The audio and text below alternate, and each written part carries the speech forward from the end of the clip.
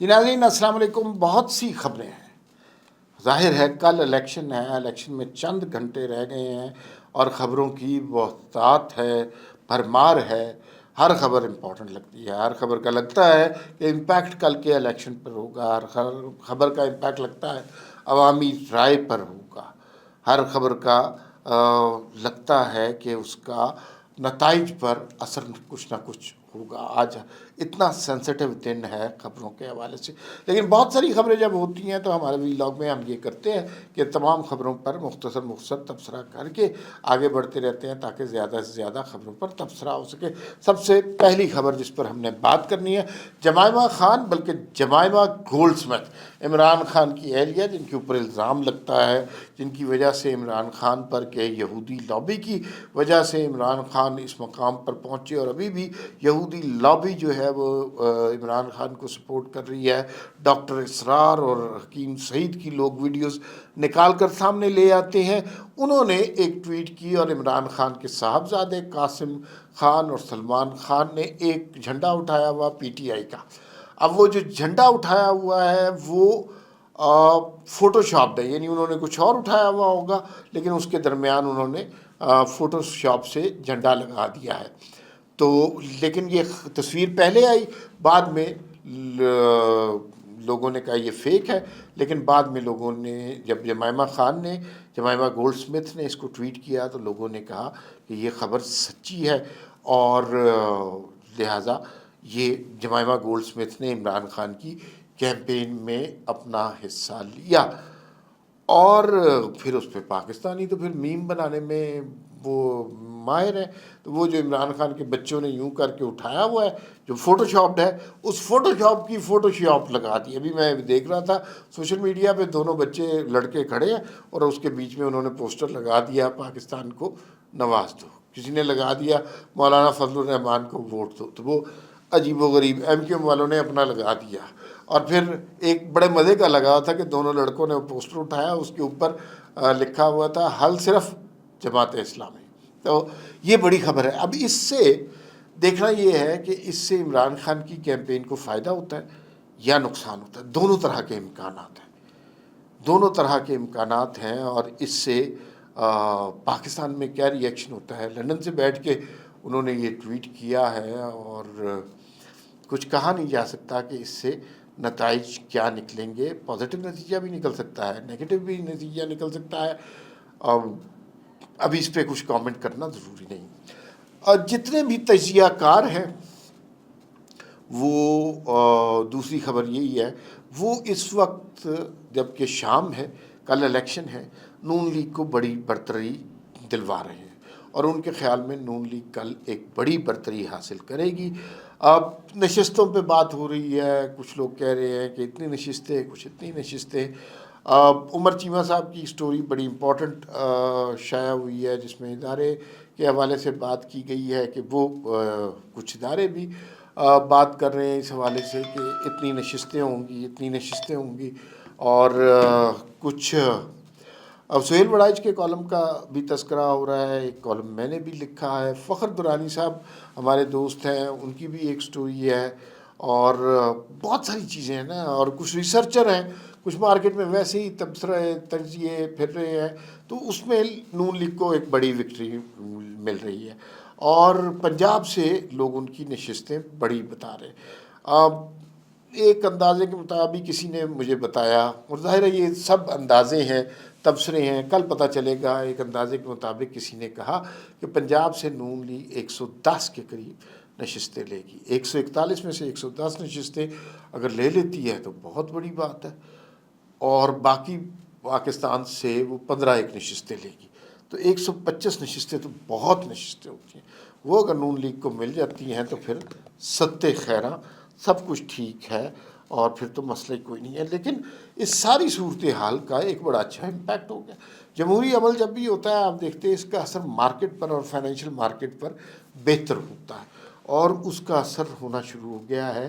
Dollar کی price کم ہو گئی ہے. تو اس سے بہرحال ابھی آپ دیکھ رہے ہیں کہ ابھی کوئی حکومت آئی نہیں ہے، کوئی نیا وزیر اعظم نہیں ہوا، کوئی انتخابات ہو نہیں گئے، کوئی اور منتخب کابینہ نہیں آ گئی، کوئی وزیر خزانہ نہیں آ گیا، کوئی IMF سے معاہدہ نہیں ہو گیا، لیکن جب اس طرح کی پولیٹیکل ایکٹیویٹی ہوتی ہے تو اس سے مارکیٹ پر اچھا اثر پڑتا ہے، اور جب بھی جمہوریت کا گلا گھونٹنے کی کوشش کی جاتی ہے مارکیٹ اس سے ستیہ ناش ہوتی ہے۔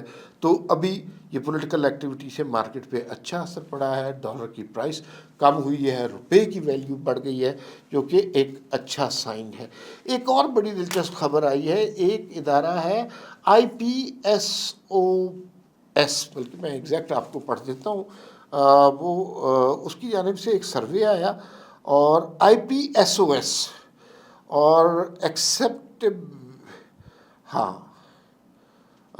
یہ ادارہ ہے، اس کی طرف سے یہ انہوں نے کام کیا الیکشن کی ایکسیپٹیبلٹی کے حوالے سے، کہ کتنے لوگ الیکشن رزلٹ کو ایکسیپٹ کرتے ہیں، اور اس میں سے ان کے تجزیے تبصرے کے مطابق 3 میں سے 4 پاکستانی، یعنی تقریباً 75% پاکستانی جو ہیں انتخابی رزلٹ کو ایکسیپٹ کر لیتے ہیں، 7% انتخابی نتائج کو ایکسیپٹ نہیں کرتے، 17% ول ریمین انشور، اور باقی 17% کو لگتا ہے کہ نہیں بھئی کوئی گڑبڑ ہوئی ہے۔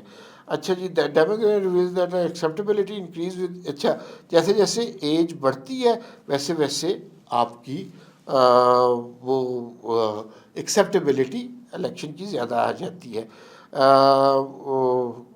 یہ ایک اس طرح کا سروے ہے، اور بظاہر لگ رہا ہے کہ اس سے وہ پولنگ کی ایکسیپٹیبلٹی اور ووٹر کی ووٹنگ کی کریڈیبلٹی کے بارے میں ایک سروے کیا گیا ہے، جو کہ 75% اچھا نمبر ہے، اور اس کی ایکسیپٹیبلٹی اس کا مطلب ہے کافی زیادہ ہے۔ اچھا، اب ہم بات کرتے ہیں جی ایک، اور میں یہ آخر میں بات کرنا چاہ رہا تھا ایک بڑے تکلیف دہ واقعے کی طرف۔ کل الیکشن ہونا ہے، ملک میں ایک طرح سے سیلیبریشن ہے، کچھ فتح کا جشن منا رہے ہیں، کچھ جناب اپنی انتخابی مہم کو ختم کر رہے ہیں، کوئی کھانے کے انتظامات ہو رہے ہیں، پنجاب میں خوابوں کی تیاریاں ہو رہی ہیں، ناشتے کی تیاریاں ہو رہی ہیں، کچھ جناب اسکولوں میں بچے پہلی دفعہ، کالجوں میں اس حوالے سے ٹریننگ بھی ہوئی، پہلی دفعہ ووٹ ڈالنے جا رہے ہیں، ان کے لیے عجیب فیسٹیوٹی ہے، اور ایک ملک میں جشن سا ہے، کسی کے اپنے اپنے امیدوار ہیں۔ ان حالات میں بلوچستان میں 2 اندھوناک واقع ہوئے، ایک پشین میں، ایک قلعہ سیف اللہ میں، 2 دھماکے ہوئے، اور یکے بعد دیگرے 2 دھماکے ہوئے، اور اس میں تقریباً 29 کے قریب افراد ہلاک ہوئے، 29 جانیں ضائع گئی ہیں، اور 29 خاندان برباد ہو گئے ہیں۔ اور مجھے نہیں یاد پڑتا کہ ہماری زندگی میں خوشیوں کا موقع، کوئی بھی عام موقع کبھی دھماکوں کے بغیر، کبھی ٹریجڈی کے بغیر، کبھی الم کے بغیر، کبھی غم کے بغیر گزرا ہو۔ ایک خوف سا ہمارے سروں پر طاری رہتا ہے، ایک الم کی کیفیت رہتی ہے کہ کہیں ایسا نہ ہو جائے، اور ایسا ہو جاتا ہے۔ اور یہ بلوچستان میں رہنے والے ہمارے بھائی بے قصور، کیا پتہ تھا کہ ایسا ہو جائے گا، کسی کو کیا خبر تھی کہ ایسا ہو بھی سکتا ہے، کتنا بڑا ظلم ہوا ہے۔ اور جبکہ پاکستان میں سارے لوگ کل ووٹ ڈال رہے ہوں گے، ان خاندانوں میں ماتم کا سما ہوگا، وہاں جنازے اٹھ رہے ہوں گے، جہاں پہ کہیں فتح کا جشن منایا جا رہا ہوگا، لوگ پٹاخے، مٹھائیاں اور کیا کچھ نہیں ہو رہا ہوگا۔ دوسری جانب آپ دیکھیے گا کہ کس طرح گھر والے دھاڑے مار مار کے رو رہے ہوں گے، اور وہ بھی اسی ملک کا حصہ ہیں، وہ بھی ہمارے بہن بھائی ہیں، اور پہلی دفعہ ایسا نہیں ہوا، ہمیشہ ہی ایسا ہوتا ہے۔ 2008 میں بھی آپ یاد دیکھیے کریے کہ 2 دھماکوں کی بارشوں میں ہی الیکشن ہوتے ہیں، 2013 میں بھی اسی طرح کا سما تھا، 2018 میں یہ بارش ذرا تھمی تھی، بارش کہنا تو نہیں ہے، بارش تو باران رحمت کہتے ہیں، یہ عذاب ذرا تھما تھا، لیکن اب پھر وہ سلسلہ شروع ہو گیا ہے۔ کسی طرح یہ سلسلہ رکے، اور کبھی بھی تو ایسا موقع آئے کہ ہم کوئی ایک اہم موقع اکٹھے پاکستانی مل کر خوش ہو سکیں۔ فی الوقت اتنا ہی، پھر ملاقات ہوگی، اللہ حافظ۔